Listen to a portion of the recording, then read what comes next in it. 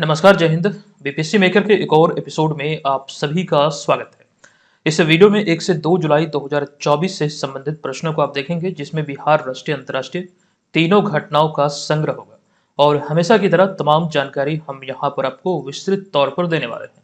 आपको बता दूं, अगर आप इस सीरीज से पहली बार जुड़े हैं तो ध्यान रखेंगे, ये सीरीज बिहार की प्रतियोगी परीक्षाओं पर केंद्रित है। एक समय को निर्धारित करते हुए डेली बेसिस पर इस सीरीज के वीडियोज को आप फॉलो कर सकते हैं। अच्छा, पिछला जो वीडियो आपका छूट चुका है, समय निकाल के उसे भी जरूर देखिए। और इसके अतिरिक्त 1 जनवरी से मई तक का एक मास्टर वीडियो तकरीबन 5.5 घंटे का बिहार स्पेशल का अपलोड हुआ है। आप मंथली करंट अफेयर्स सेक्शन में जाके इस वीडियो को देख सकते हैं और इसका पीडीएफ फाइल इस कोर्स से, जो बीएम ऑनलाइन लर्निंग ऐप है, उसके माध्यम से इस कोर्स के जरिए प्राप्त कर सकते हैं।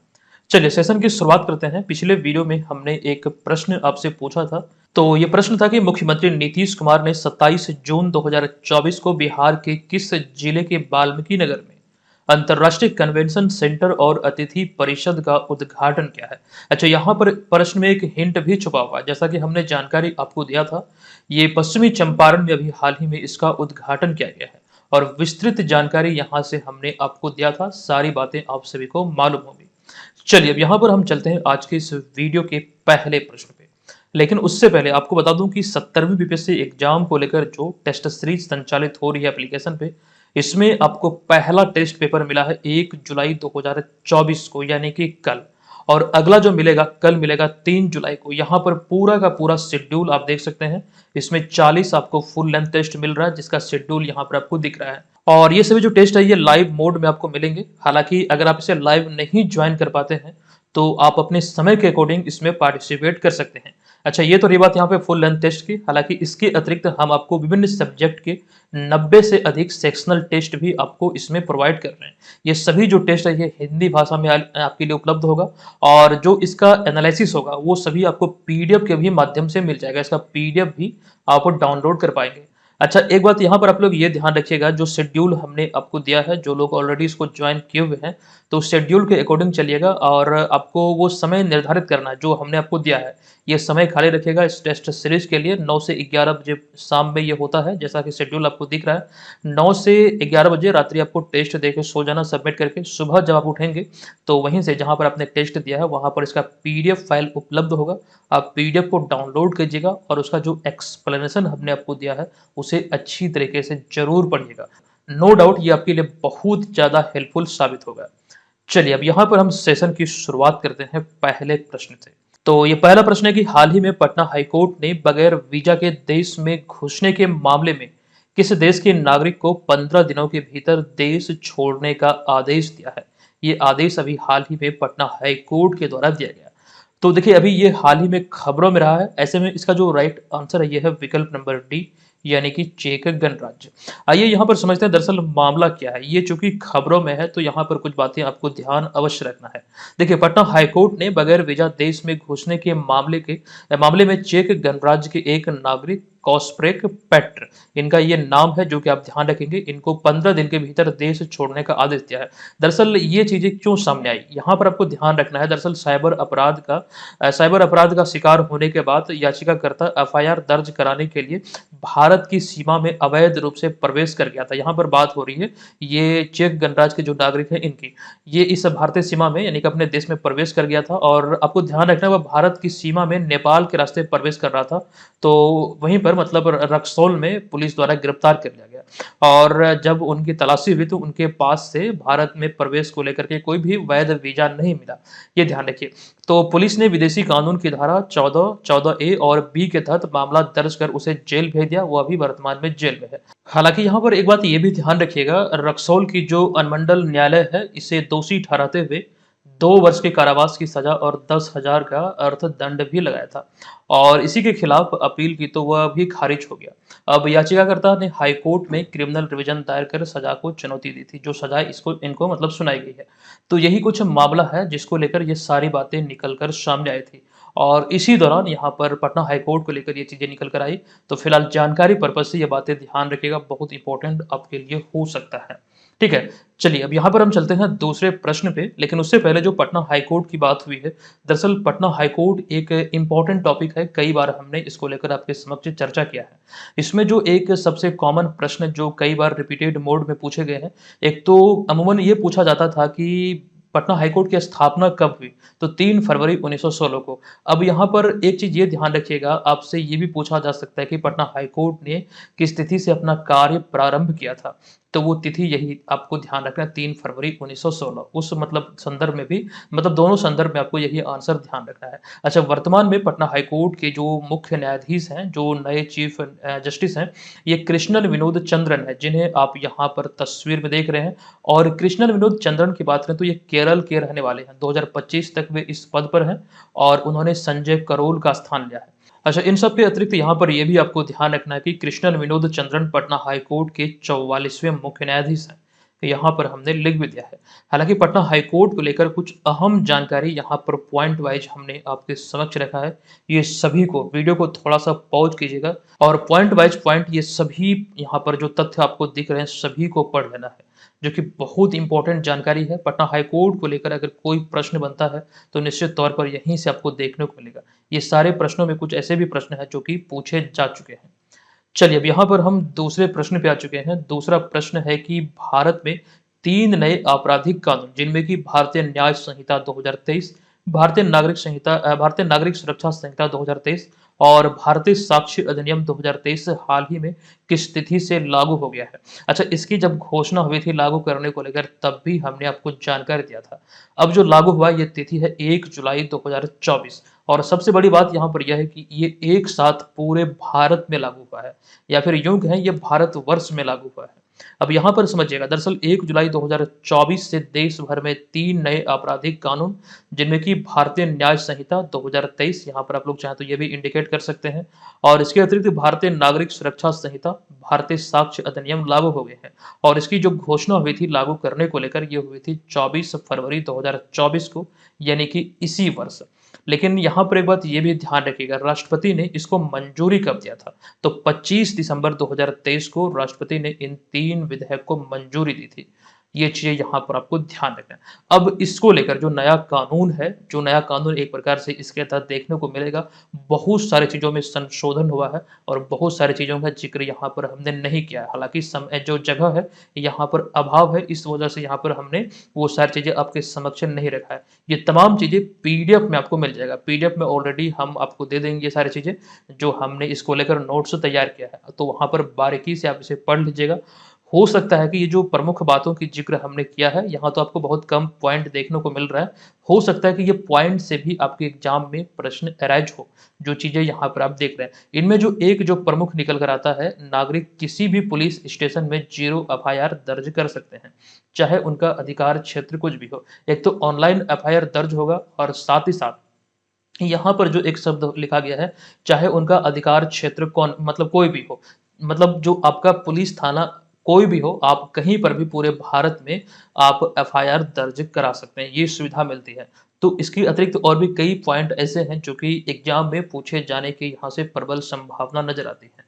तो इन सारे चीजों को ध्यान से अवश्य पढ़िएगा, क्योंकि ये बहुत बड़ा बात है। इस तरह का कानून भारत में लागू हुआ है और यहाँ से प्रश्न इस तरह के बनेंगे, जैसे कि जो विधेयक को मंजूरी दी गई, ये घोषणा कब हुई, ये चीजें बहुत इंपॉर्टेंट है। आने वाले समय में हम यहाँ से चीजें और भी आपको बतलाएंगे।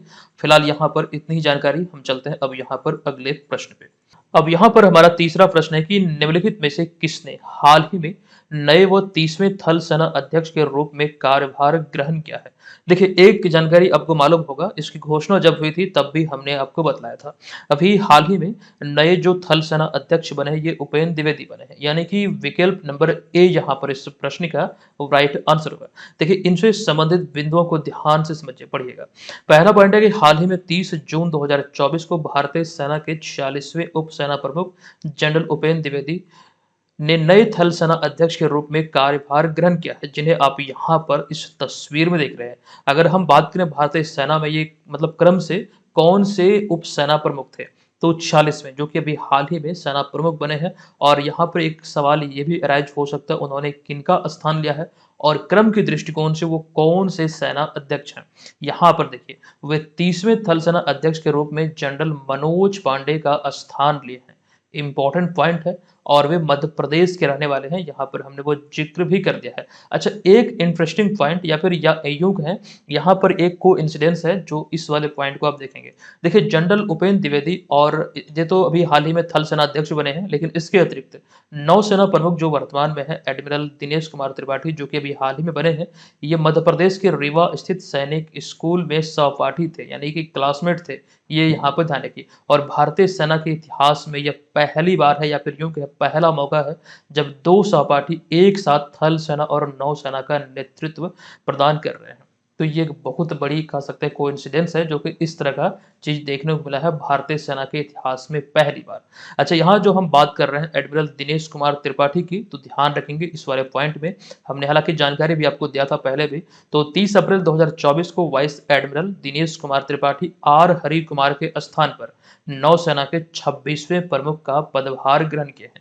हालांकि इसके अतिरिक्त यहाँ पर थल सेना और नौसेना की बात हुई, लेकिन वायुसेना की बात करें तो वी आर चौधरी या फिर विवेक राम चौधरी वर्तमान में भारतीय वायुसेना के प्रमुख हैं। ठीक है, यहाँ पर कंप्लीट सूची देख सकते हैं। ये सारी चीजें आपको याद रखना, यहाँ से मुझे लगता है कि प्रश्न बन सकता है।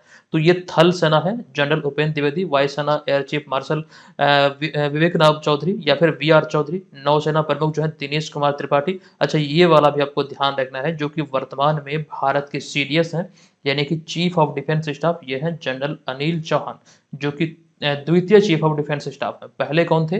तो पहले थे बिपिन रावत, जो कि 2021 में MI-17V5 नाम का। अच्छा, यहाँ पर मैं ये चीजें लिख भी दे रहा हूँ। एक विमान था MI-17V5, ये विमान दुर्घटनाग्रस्त हो गया था तमिलनाडु का नीलगिरी जिला में एक स्थान है कुन्नूर, वहां पर यह विमान दुर्घटनाग्रस्त हुआ था, जहां पर उस पर सवार लगभग 13 लोगों की मौत हुई थी। सभी लोग जो इस पर सवार थे, सभी की वहां पर कह सकते हैं मौत हो गया था। तो पहले चीफ ऑफ डिफेंस स्टाफ थे बिपिन रावत, और द्वितीय कौन है? तो जनरल अनिल चौहान।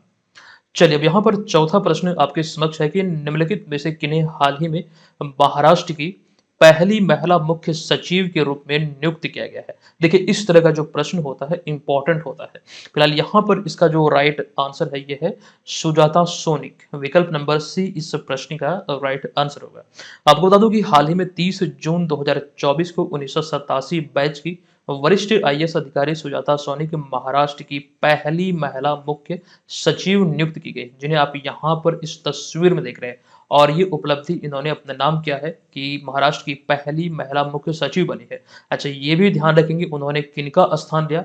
तो नितिन करीर का स्थान लिया है, जो इस पद पर अब तक बने हुए थे। अच्छा, यहाँ पर अगला पॉइंट है कि हालांकि वे अब तक राज्य के गृह विभाग के अतिरिक्त मुख्य सचिव के पद पर थे। बात यहाँ पर हो रही है सुजाता सोनिक की। ठीक है, अब तक वे गृह विभाग के जो मुख्य सचिव थे, मतलब अतिरिक्त मुख्य सचिव के पद पर वो कार्यरत थे। अच्छा, यहाँ पर एक जानकारी ये भी ध्यान रखेंगे, एक एक्स्ट्रा पॉइंट हमने आपके समक्ष रखा है। दरअसल मुझे लगा कि ये इंपॉर्टेंट है, इसी वजह से यहाँ पे हमने इसको शामिल किया है। तो इस साल महाराष्ट्र के प्रमुख नेतृत्व की भूमिका निभाने वाली वह दूसरी महिला है। दरअसल इससे पहले जनवरी 2024 में इसी वर्ष रश्मि शुक्ला को पुलिस महानिदेशक के रूप में नियुक्त किया गया था। कहाँ के? तो बात यहाँ पर हो रही है महाराष्ट्र की। तो यहाँ पर देखिए, मुख्य सचिव और पुलिस महानिदेशक की बात हो रही थी, और इसको लेकर चीजें हमने आपके समक्ष रखा। अगर यही चीजों को हम बिहार के संदर्भ में देखें तो कई ऐसे लोग होंगे जिनको ये मालूम नहीं होगा। देखिए, यहाँ पर हमने अगला पॉइंट लिखा कि वर्तमान में बिहार के जो मुख्य सचिव हैं ये ब्रजेश मेहरोत्रा हैं। हालांकि आपसे ये भी एग्जाम में पूछा जा सकता है कि वर्तमान में जो बिहार के मुख्य सचिव ब्रजेश मेहरोत्रा हैं, इनसे पहले कौन थे? तो आमिर सुबहानी थे, ये ध्यान रखिएगा। अच्छा, यहाँ पर एक जानकारी और भी है, जबकि पुलिस महानिदेशक की बात करें तो वर्तमान में बिहार पुलिस महानिदेशक यानी कि डीजीपी अर्थात डायरेक्टर जनरल ऑफ पुलिस हैं राजविंदर सिंह भट्टी, जिन्हें की शॉर्ट में RS भट्टी नाम से भी जाना जाता है। ये यहाँ पर आपको ध्यान रखना है। अच्छा, यहाँ पर इन सब के अतिरिक्त अगर हम बात करें, जैसे कि हम किसी राज्य के सचिव को लेकर बात कर रहे थे, लेकिन वहीं पर अगर हम बात करें कैबिनेट सचिव की, तो ये प्रश्न आई थिंक किसी एग्जाम में पूछा जा चुका है पहले। देखिए, 1982 बैच की भारतीय प्रशासनिक सेवा के अधिकारी यानी कि IAS अधिकारी राजीव गौबा 2019 से भारत के कैबिनेट सचिव हैं। ठीक है, ये बहुत इंपॉर्टेंट यहाँ पर हो जाता है। फिलहाल यहाँ पर इस प्रश्न से इतनी जानकारी है। चलिए चलते हैं अगले प्रश्न पे। अब यहाँ पर अगला पांचवा प्रश्न है कि हालिया आयोजित टी20 क्रिकेट विश्व कप 2024 के फाइनल मुकाबले में पकड़े गए एक कैच के लिए किन्हें smart catch of the match का अवार्ड से सम्मानित किया गया। अच्छा, ये जो कैच है ये बहुत ज्यादा खबरों में रहा है। अब यहाँ पर इन्हें सम्मान मिला है, तो चलिए मैं ये जानकारी यहाँ पर आपको दे दूं। दरअसल ये सम्मान को लेकर ही ये चीजें प्रश्न के रूप में आपके समक्ष है। दरअसल इन्हें जो सम्मान मिला, इनका नाम क्या है, तो महान क्रिकेटर सूर्य कुमार यादव। विकल्प नंबर सी यहाँ पर इस प्रश्न का राइट आंसर होगा। अच्छा, टी20 क्रिकेट विश्व कप की बात हुई तो पिछले क्लास में भी हमने डिटेल जानकारी आपको इसके संदर्भ में दिया था, जो खास करके 2024 वाला टी20 विश्व कप है। सबसे पहला पॉइंट यही आपको ध्यान रखना है, ये इसका 9वां संस्करण था। तो 9वां आईसीसी टी20 क्रिकेट वर्ल्ड कप 2024 का जो आयोजन है ये 1 से लेकर 29 जून 2024 तक वेस्ट इंडीज और अमेरिका में आयोजित किया गया। यानी कि 2024 में जो 9वां संस्करण क्रिकेट विश्व कप का जो टी20 क्रिकेट है, इसका जो आयोजित हुआ है ये वेस्ट इंडीज और अमेरिका के पास इसकी मेजबानी था। और इसी क्रम में 29 जून को जो फाइनल मुकाबला बारबाडोस वेस्ट इंडीज में खेला गया, ये दक्षिण अफ्रीका और भारत के बीच खेला गया था। तो भारत दक्षिण अफ्रीका को 7 रन से हराकर 17 साल बाद दूसरी बार आईसीसी टी20 क्रिकेट विश्व कप पुरुष कैटेगरी की यहाँ पर बात हो रही है, इसका खिताब भारत ने अपने नाम किया। ये दूसरी बार है जब टी20 विश्व कप का खिताब भारत ने अपने नाम किया है, और ये 17 साल बाद भारत को मिला है।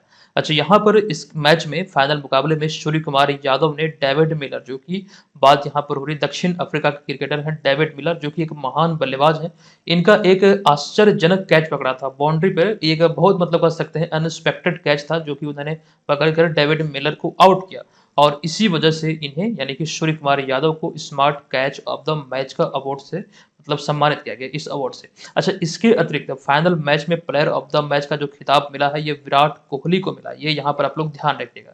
जबकि वहीं पर तेज गेंदबाज जसप्रीत बुमराह को ICC player of the tournament का खिताब मिला, ये आपको यहाँ पर ध्यान रखना है, जो खास करके अवार्ड मिले हैं। अच्छा, इसके अतिरिक्त आपको बता दूं कि भारत ने पहली बार 2007 में दक्षिण अफ्रीका की मेजबानी में खेले गए जो उद्घाटन संस्करण था टी20 विश्व कप का, वो पाकिस्तान को हराकर जीता था। ये कंप्लीट जानकारी आप यहाँ पर आगे भी देखेंगे। हालांकि ये चीजें हम ऑलरेडी आपको बतला चुके हैं, यहाँ पर आप इसे पढ़िएगा तो बहुत जानकारी यहाँ पर आपको मिल जाएगी। अच्छा, यहाँ पर एक अपडेट आप सभी के लिए है, आप लोगों को मालूम भी होगा। दरअसल अभी जो हाल ही में जो अमेरिका में इसकी मेजबानी में मतलब अमेरिका की मेजबानी में ये वर्ल्ड कप आयोजित हुआ है, तो आपको अमेरिका को लेकर एक बात यहाँ पर ये भी ध्यान रखना है कि 2028 में जो ओलंपिक खेल आयोजित होना है अमेरिका में ही होगा, यानी कि इसकी मेजबानी अमेरिका के पास है, और इस ओलंपिक खेल में क्रिकेट को भी शामिल किया गया है। तो ये वाला पॉइंट आप लोग भूलिएगा मत, इंपॉर्टेंट यहाँ से हो सकता है। अच्छा, टी20 क्रिकेट विश्व कप को लेकर डिटेल जानकारी यहाँ पर है, आप लोग पढ़ लीजिए सभी को। आई थिंक आप लोगों को मालूम होगा, हमने रिसेंटली ये चीजें आपको बताया है। फिलहाल अभी हम स्किप करते हैं, चलते हैं आगे। देखिए, यहाँ पर छठा प्रश्न है कि निम्नलिखित में से किस भारतीय क्रिकेटर ने हाल ही में आईसीसी टी20 इंटरनेशनल क्रिकेट से संन्यास की घोषणा किया है। अच्छा, सबसे पहले तो आपको ये बता दूं कि ये जो प्रश्न आप देख रहे हैं इसको हल्के में मत लीजिएगा, क्योंकि इसी तरह का प्रश्न जब महेंद्र सिंह धोनी संन्यास लिए थे तब पूछा गया था एग्जाम में, और वो भी बीपीएससी जैसे एग्जाम में। फिलहाल यहाँ पर ध्यान दीजिएगा, इसका जो राइट आंसर है, एक तो रोहित शर्मा, विराट कोहली, रविंद्र जडेजा, ये तीनों ने संन्यास की घोषणा किया है आईसीसी टी20 क्रिकेट विश्व कप से। तो यहाँ पर ध्यान दीजिए, विकल्प नंबर डी इस प्रश्न का राइट आंसर होगा। अच्छा, जब महेंद्र सिंह धोनी संन्यास लिए थे, क्रिकेट से संन्यास की घोषणा किए थे, उसके कुछ क्षण पश्चात सुरेश रैना ने भी संन्यास की घोषणा की थी। तो दोनों एक साथ ही संन्यास लिए थे, और यहीं से चीजें रिलेट करके पूछी गई थी। अगर आप लोग प्रश्न पत्र को पढ़ते हैं प्रीवियस वर्षों का, तो ये चीजें आपको मालूम होगी। फिलहाल यहाँ पर ये तीनों एक साथ संन्यास की घोषणा किए हैं, तो ध्यान रखिएगा। ये बात पुनः दोहरा दूं, पहले प्रश्न बने हैं, पुनः से यहाँ से प्रश्न अराइज हो सकते हैं। चलिए, अब यहाँ पर अगला सातवां प्रश्न है कि निम्नलिखित में से कौन सा देश हाल ही में अपनी समस्त पशु प्रजातियों की सूची तैयार करने वाला विश्व का पहला देश बना है। ये वीवीआई प्रश्नों की श्रेणी में आप इसे रखेंगे। देखिए, इसका जो राइट आंसर है ये है विकल्प नंबर यहाँ पर डी, यानी कि अपना भारत। हालांकि इस तरह का कार्य भारत ही कर सकता है, ठीक है। जिस तरह से पशु के प्रति भारत में प्यार है, वो चीजें भारत ही कर सकता है। यहाँ पर विकल्प नंबर डी इस प्रश्न का राइट आंसर होगा। आपको बता दूं कि हाल ही में 30 जून 2024 को कोलकाता पश्चिम बंगाल में भारतीय प्राणी सर्वेक्षण की 109वीं वर्षगांठ मनाई गई, ठीक है। और यहीं पर आपको ध्यान रखना है, औपचारिक रूप से भारतीय प्राणी सर्वेक्षण द्वारा बनाए गए फाना ऑफ इंडिया चेकलिस्ट पोर्टल का शुभारंभ भी किया गया। और इसकी बात करें तो इसमें भारत की संपूर्ण ज्ञात 1,04,561 जीव प्रजातियों की जांच सूची यानी कि चेकलिस्ट शामिल है। और इस प्रकार भारत अपनी संपूर्ण जीव आबादी जो कि 1,04,561 प्रजातियों की चेकलिस्ट तैयार करने वाला दुनिया का पहला देश बना है। ये यहाँ पर ध्यान रखिएगा। ठीक है, फिलहाल इतनी ही जानकारी है, बस आपको ये ध्यान रखना है इसकी संख्या कितनी बतलाई गई है और ये कहाँ पर जारी किया गया, ये इसका कौन सा संस्करण था। ये चीजें आपको बस यहाँ से 3-4 पॉइंट है जिस पर आपको ध्यान केंद्रित करना है। नेक्स्ट 8वां प्रश्न है कि निम्नलिखित में से कौन हाल ही में स्टेट बैंक ऑफ इंडिया यानी कि एसबीआई के अगले चेयरमैन के रूप में पदभार संभालेंगे, जो घोषणा हुई है। इसके आधार पर इसका राइट आंसर है विकल्प नंबर ए, यानी कि चिल्ला नहीं बल्कि चल्ला श्रीनिवासालु शेट्टी। ये यहाँ पर विकल्प नंबर ए इस प्रश्न का राइट आंसर हो जाएगा। यहाँ पर इन्हें आप इस तस्वीर में देख सकते हैं। देखिए, स्टेट बैंक ऑफ इंडिया के अगले चेयरमैन के रूप में चल्ला श्रीनिवासालु शेट्टी की नियुक्ति की जाएगी। थोड़ा नाम अटपटांग है बस, हालांकि ये देखते ही आपको मतलब वहां पे आप इसको टिक कर देंगे। थोड़ा सा नाम बड़ा है और एक यूनिक नाम है, तो आई थिंक याद भी नहीं रखेंगे, बस ये चल्ला याद रख लेंगे तो काम चल जाएगा। ठीक है, अब यहाँ पे देखिए वे मौजूदा चेयरमैन दिनेश खारा की जगह लेंगे, जो वर्तमान में जो इसके चेयरमैन है एसबीआई के, दिनेश खारा की जगह लेंगे। हालांकि यहाँ पर एक बात ये ध्यान रखना है कि जब वह 63 वर्ष के हो जाएंगे, 63 साल के हो जाएंगे, जो कि एसबीआई चेयरमैन के पद के लिए जो अधिकतम आयु सीमा ये 63 साल है, तो 63 साल के होने के बाद जो उनका कार्यकाल समाप्त होगा अगस्त 2024 में, इसके पश्चात ये चल्ला श्रीनिवासालु शेट्टी ये नए चेयरमैन नियुक्त होंगे एसबीआई के।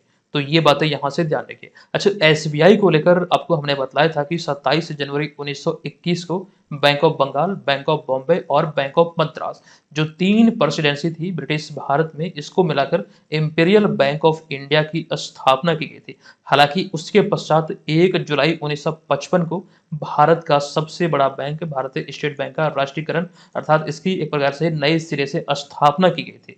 ये तिथि ध्यान रखना, अगर राष्ट्रीयकरण की बात हो तो 1 जुलाई 1955। ये चीजें इंपॉर्टेंट यहाँ पर हो जाती है। नेक्स्ट प्रश्न है कि नरेंद्र मोदी द्वारा वीडियो कॉन्फ्रेंसिंग के जरिए किनके 75वें जन्मदिन पर उनके जीवन और यात्रा पर आधारित 3 पुस्तकों का विमोचन किया गया। यहाँ पर बात जो हो रही है, जो एक्चुअली इसका राइट आंसर होगा, ये उपराष्ट्रपति एम वेंकैया नायडू यानी कि विकल्प नंबर सी इस प्रश्न का करेक्ट आंसर होगा। आपको बता दूं कि हाल ही में 30 जून 2024 को प्रधानमंत्री नरेंद्र मोदी ने वीडियो कॉन्फ्रेंसिंग के जरिए पूर्व उपराष्ट्रपति एम वेंकैया नायडू के 75वें जन्मदिन पर उनके जीवन और यात्रा पर आधारित, यहाँ पे आधार नहीं बल्कि यहाँ पर आधारित होगा, 3 पुस्तकों का विमोचन किया। अच्छा, एम वेंकैया नायडू को लेकर ये एक बात यहाँ पर जरूर ध्यान रखिएगा, क्रम के दृष्टिकोण से वे भारत के 13वें उपराष्ट्रपति थे, जिन्हें आप यहाँ पर इस तस्वीर में देख रहे हैं। हालांकि वर्तमान में भारत के जो 14वें उपराष्ट्रपति हैं यह है जगदीप धनखड़।